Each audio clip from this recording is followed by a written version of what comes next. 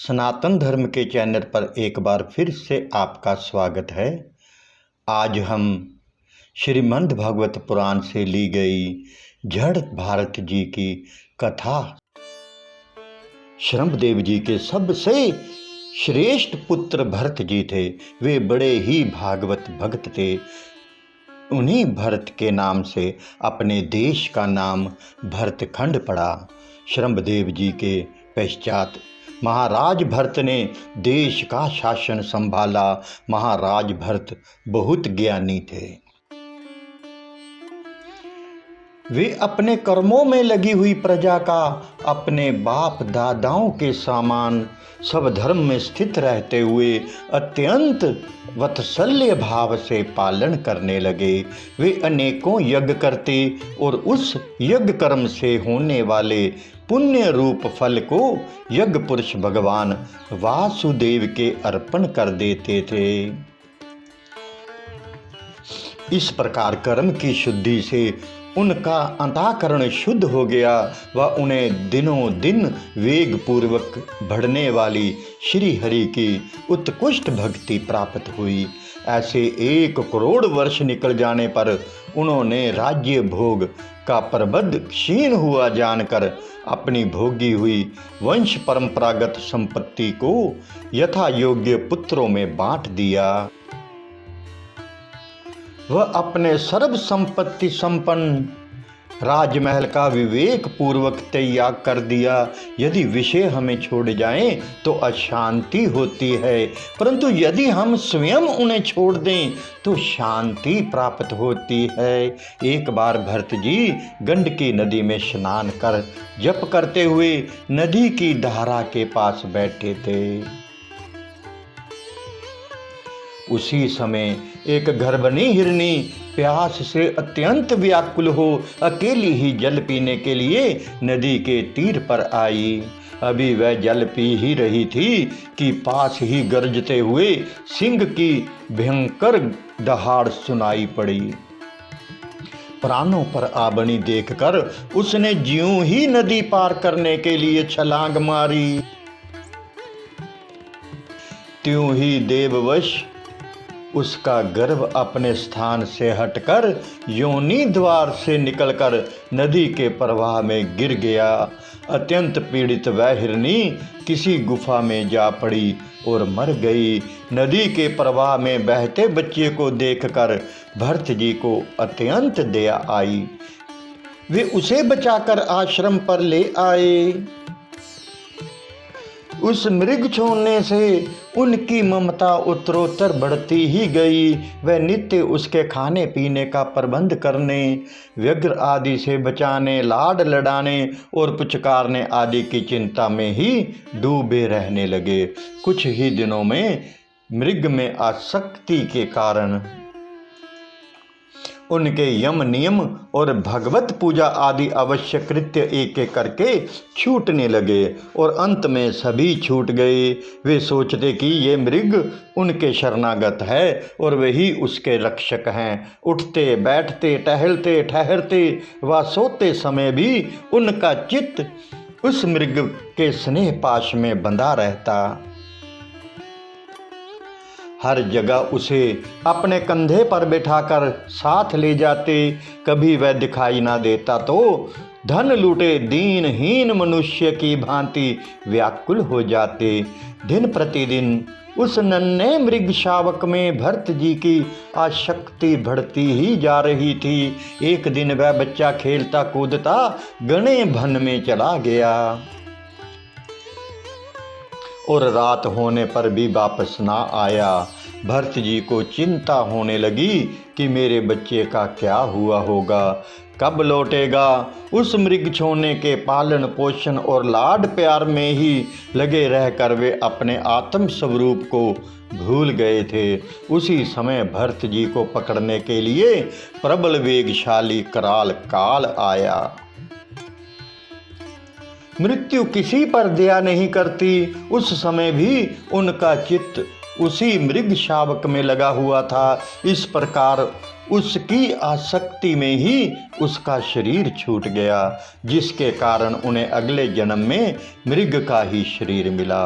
और वह मृग जिसने भरत जी के पास में शरीर छोड़ा, वे अगले जन्म में राजा राहुगण बना। पूर्व जन्म में किए हुए तप व भक्ति के फलस्वरूप भरत जी को मृग योनि में भी अपने पिछले जन्म का पूर्ण रूप से स्मरण रहा।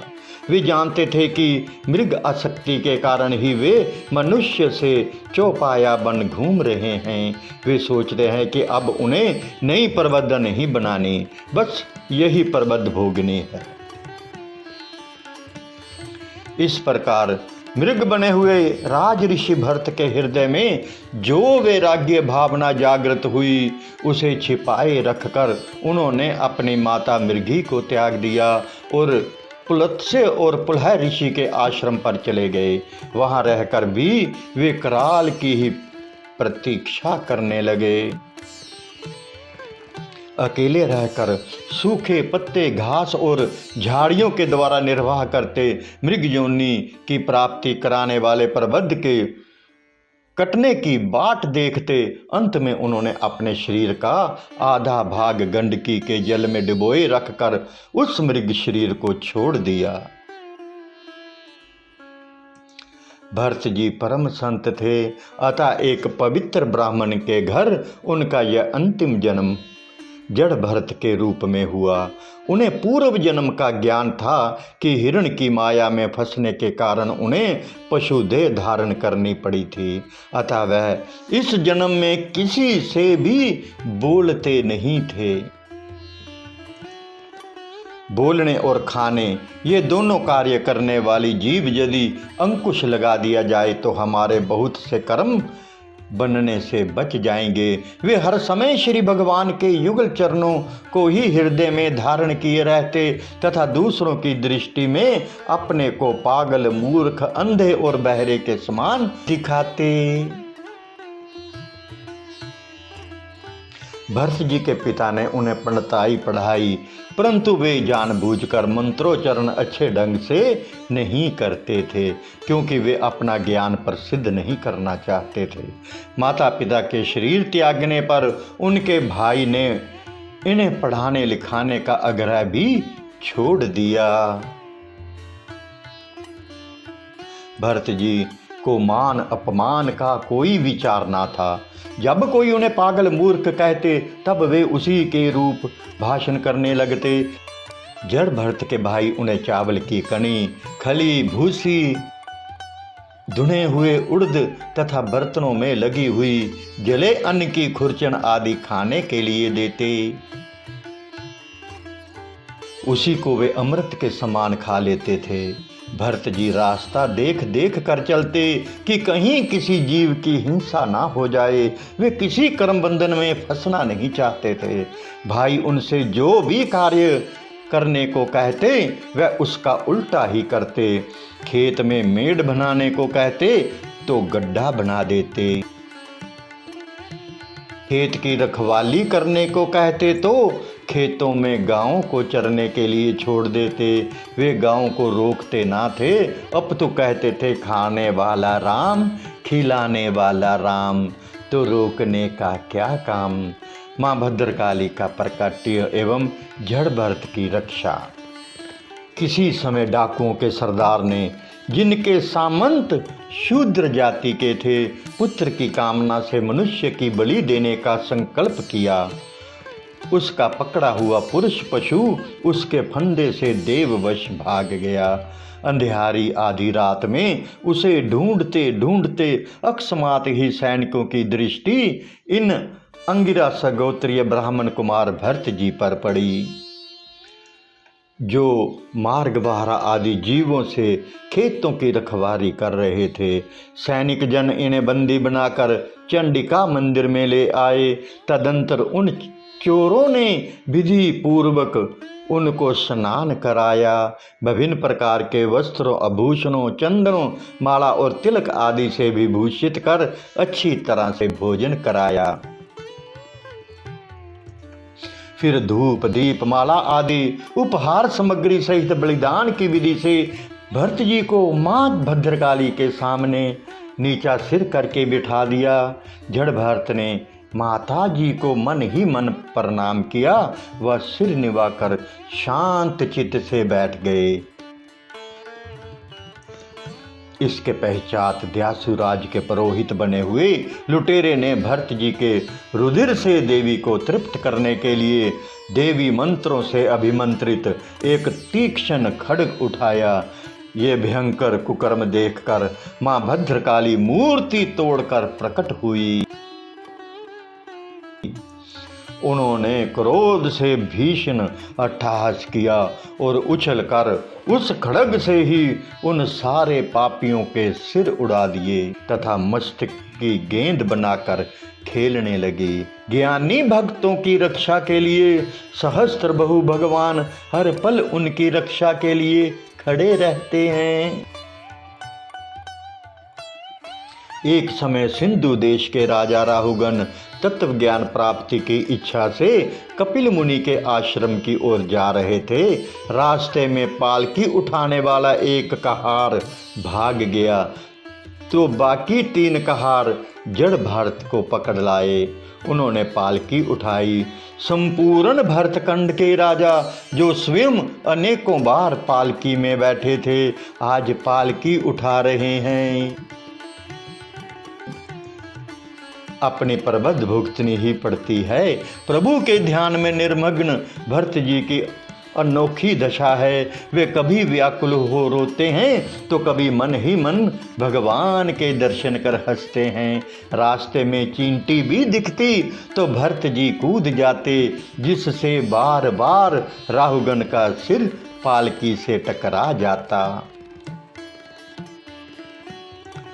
राजा ये सहन ना कर सके।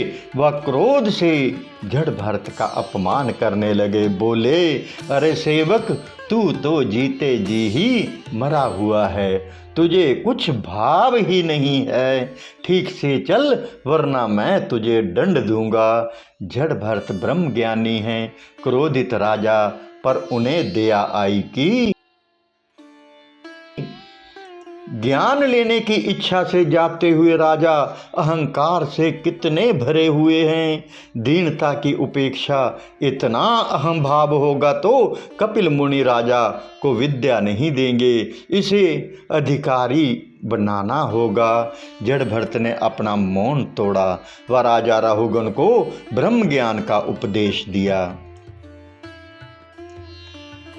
भरत जी ने कहा, राजन, केवल मैं ही नहीं, सारा जगत ही जीते जी मृत सा है। इसमें हर शरीर शव के समान है। सत्य तो केवल परमात्मा ही है।